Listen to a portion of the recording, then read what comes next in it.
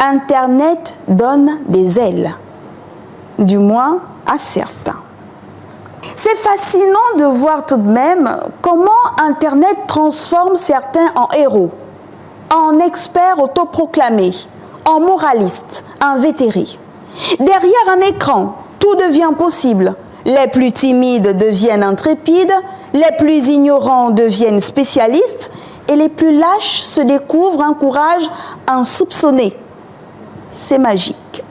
Un simple tweet, une publication Facebook, un commentaire bien senti sous une vidéo YouTube.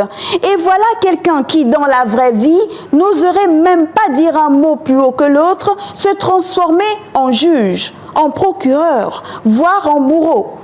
L'illusion du pouvoir offerte par quelques likes et partages fait gonfler les égos à une vitesse que même la science n'a pas encore réussi à expliquer. C'est tout ça la magie d'Internet.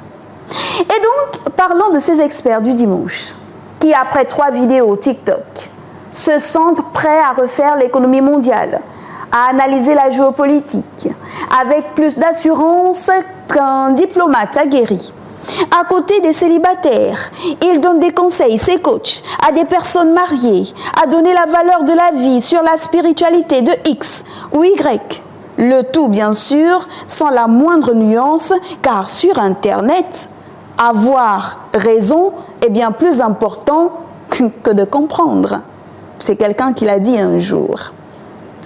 Mais plus drôle encore sur Internet, c'est cet excès de confiance qui s'effondre aussi vite qu'il apparaît. Car une fois l'ordinateur éteint, une fois le téléphone posé, la réalité reprend ses droits.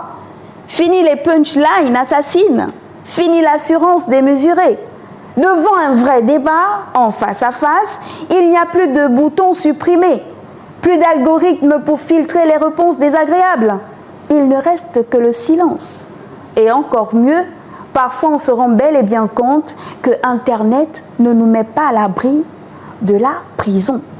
Sur Internet, la liberté d'expression est souvent confondue avec un permis de dérapage illimité.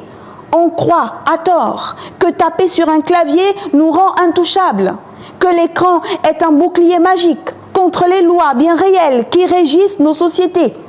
Mais les tribunaux, eux, ne jugent pas des avatars. Ils condamnent des personnes bien physiques, comme vous et moi. Et donc Internet donne des ailes. L'illusion est tenace. On s'imagine que parce qu'on est derrière un pseudonyme, dans le confort de son salon ou de son canapé, on peut tout dire, tout faire. Diffamation, injures, menaces, propagation de fausses nouvelles. Autant de faits divers numériques qui finissent parfois en faits judiciaires bien concrets.